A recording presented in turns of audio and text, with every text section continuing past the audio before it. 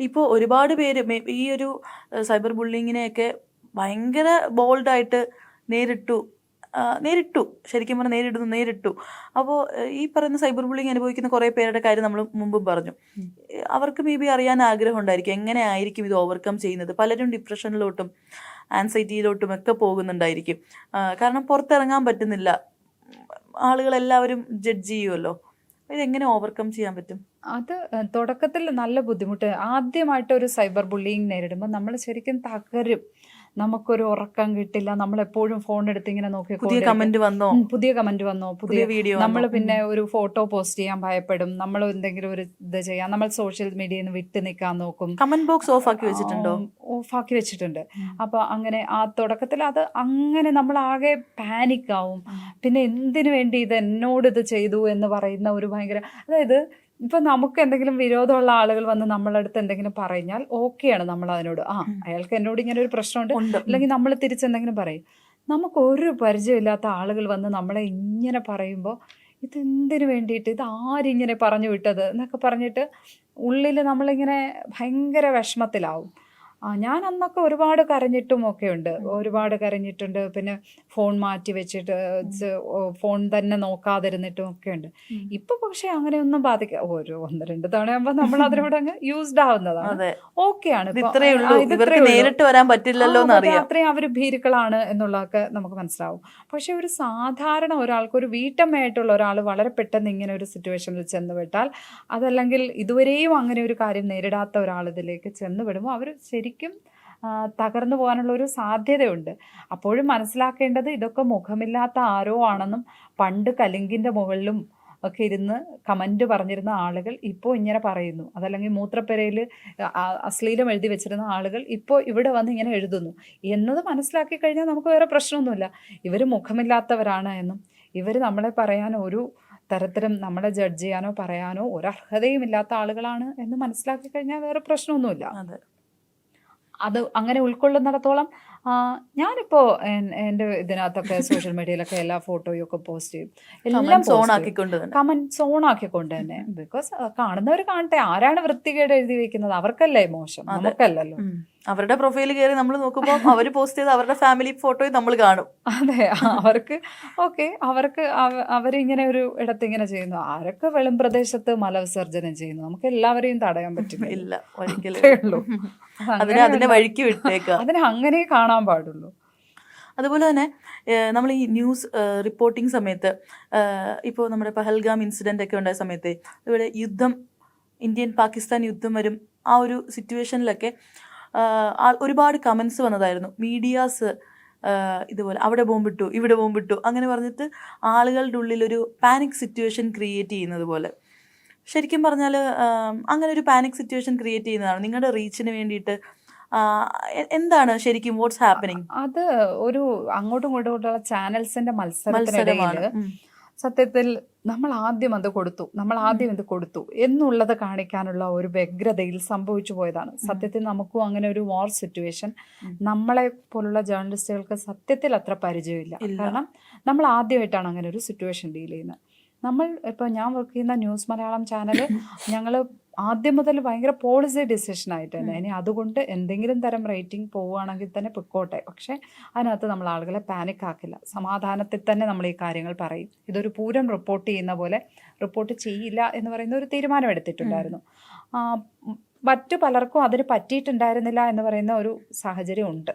അത് ആരെയും ഇപ്പം മാറി നിന്ന് കുറ്റം പറയുകയല്ല, പക്ഷെ അങ്ങനെ ഒരു സിറ്റുവേഷൻ ഉണ്ടായിട്ടുണ്ട്. അവരത് ഒരു എന്താ പറയുക, ആ നേരത്തെ ഒരു ആവേശത്തിനോ ആ നേരത്തെ ഒരു നമ്മൾ ഈ റേറ്റിംഗ് ചാർട്ട് നോക്കിയിട്ട് മറ്റേ ഇന്ന പോലെ പോയി കഴിഞ്ഞാൽ ഇപ്പം നമ്മൾ ഈ ചാർട്ടിൽ ഇത്രയും കയറും എന്ന് പറയുന്ന ഒരു കാൽക്കുലേഷൻ വെച്ചിട്ടോ എന്തോ അങ്ങനെ ചിലരുടെ ശബ്ദമൊക്കെ ഒന്ന് ഉയർന്നു പോയിട്ടുണ്ട്. അങ്ങനെ ഒരു ബഹളമൊക്കെ ചില സ്റ്റുഡിയോസിലും ഉണ്ടായിട്ടുണ്ട്.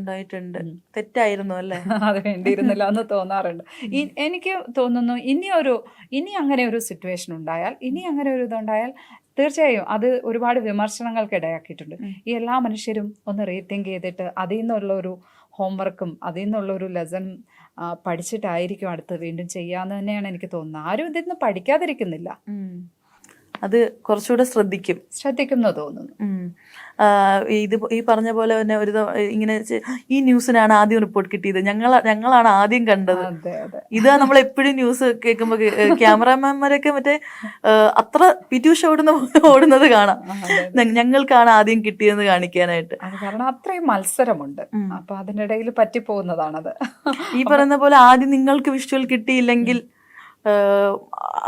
അത്രമാത്രം എന്താണ് അവിടെ പ്രശ്നം വരുന്നത്? ലൈക്ക് ഒരു 2 മിനിറ്റ് നമ്മൾ താമസിച്ച് ആരും സത്യത്തിൽ ഈ ഓട്ട മത്സരം പോലെ ഇങ്ങനെ നോക്കിയിരിക്കുന്നൊന്നുമില്ല.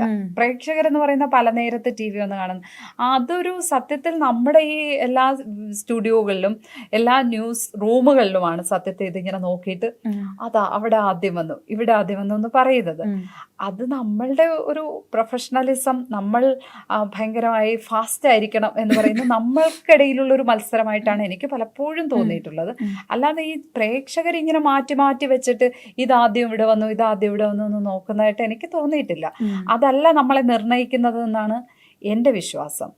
നമ്മൾ കണ്ടന്റ് വളരെ കൃത്യമായി കൊടുക്കുക, പിന്നെ വളരെ പുതിയ വേറെ ആർക്കും അറിയാത്ത ഒരു വാർത്ത അത് നമുക്ക് എല്ലാ ലീഡോടെയും കൂടി മറ്റൊരാൾക്ക് ഫോളോ ചെയ്യാൻ കഴിയാത്ത വിധത്തിൽ നമ്മൾക്ക് കുറെ നേരം കൊടുക്കാൻ കഴിഞ്ഞാൽ ഉറപ്പായും അത് നമ്മുടെ റേറ്റിങ്ങിനെ ബാധിക്കും. അല്ലാതെ ഈ കോമൺലി ഉള്ളൊരു സംഭവം പെട്ടെന്ന് ഒരു സാധനം നമ്മളാണ് ബ്രേക്ക് ചെയ്തത് നമുക്കിങ്ങനെ പറയാന്നേ ഉള്ളൂ. അത് പ്രേക്ഷകർ ആ രീതിയിൽ വിലയിരുത്തുന്നതായിട്ട് എനിക്ക് തോന്നിയിട്ടില്ല. ഇല്ല. ഇപ്പൊ നമ്മൾ യുദ്ധത്തിന്റെ കാര്യം പറഞ്ഞപ്പോൾ തന്നെ ഇസ്രയേൽ ഫലസ്തീൻ യുദ്ധം, ഇപ്പൊ ഒരുപാട് ജേർണലിസ്റ്റുകൾ മരണപ്പെട്ടിട്ടുണ്ടായിരുന്നു. അപ്പോൾ ഈ ന്യൂസസ് ഒക്കെ ആസ് എ ജേർണലിസ്റ്റ് ഫോളോ ചെയ്യുന്നുണ്ടോ?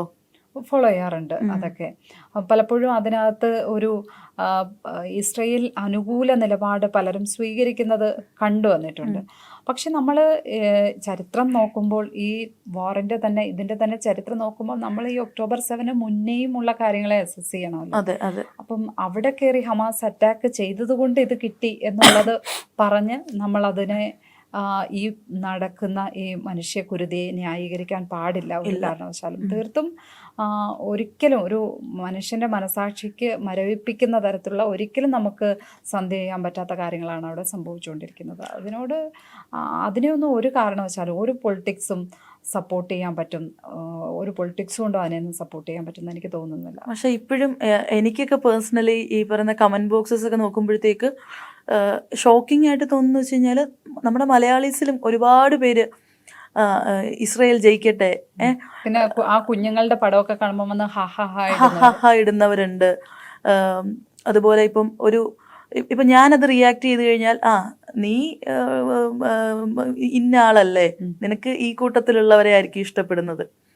അങ്ങനെ ഒരു ഇസ്ലാമോഫോബിയയുടെ ഭാഗമായി അങ്ങനെ വന്ന് പറയാറുണ്ട്. യെസ്, ഉറപ്പായിട്ടും നമ്മുടെ ഇടയിലും അങ്ങനെ ആളുകൾ ഉണ്ടല്ലോ എന്ന് ആലോചിക്കുമ്പോഴത്തേക്ക് അത് ഒരു മനുഷ്യത്വം എന്ന് പറയുന്ന ഒന്നുണ്ടെങ്കിൽ നമ്മളിപ്പം ഈ വാർ മൂവീസ് ഒക്കെ കാണുമ്പോൾ നമുക്ക് എന്തോരം സങ്കടം വരും ശരിക്കും പറഞ്ഞു അല്ലേ. ഹിറ്റ്ലറിന്റെ സമയത്ത് ഉള്ള സമയങ്ങൾ, മനുഷ്യരെ കൊന്ന് ഒടുക്കിയത്, അതൊക്കെ നമുക്ക് ആ സമയത്തെ മൂവീസൊക്കെ കാണുമ്പോൾ എന്തൊരു സങ്കടം വരും. ഇപ്പോൾ റിയൽ ലൈഫിൽ എന്താണ് സംഭവിച്ചുകൊണ്ടിരിക്കുന്നത് അത് തന്നെയല്ലേ സംഭവിക്കുന്നത്. അപ്പം അതിനോടൊക്കെ എങ്ങനെ മനുഷ്യനെ കൊല്ലുന്നതിനോട് ആ പിഞ്ചു കുഞ്ഞുങ്ങൾ അവരെന്തറിഞ്ഞിട്ടാണ് അവരൊന്ന് ഭക്ഷണത്തിന് ക്യൂ നിൽക്കുമ്പോഴാണ് അവരെ കൊന്നു വീഴ്ത്തുന്നത്. അപ്പം അതിനോട് ഒക്കെ എങ്ങനെയാണ് ഇമോജി ഇടാൻ പറ്റുന്നവർ? അവർ മനുഷ്യരല്ല.